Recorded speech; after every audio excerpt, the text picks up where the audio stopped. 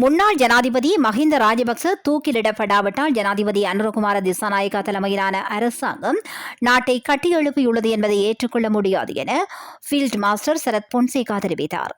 கொழும்பில் இடம்பெற்ற நிகழ்வொன்றில் கலந்து கொண்டு உரையாற்றிய போது சரத் பொன்சேகா மேற்குறித்த கருத்தை வெளியிட்டுள்ளார்.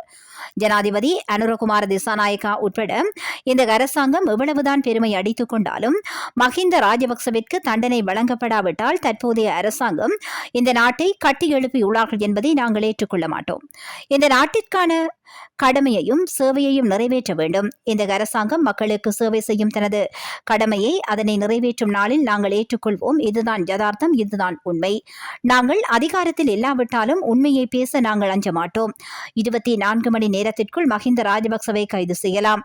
மஹிந்த ராஜபக்சவிற்கு வழங்கப்பட வேண்டிய தண்டனை அவர் தூக்கிலிடப்படுவதுதான் என்றும் ஃபீல்ட் மாஸ்டர் சரத் பொன்சேகா தொடர்ந்தும் வலியுறுத்தினார்.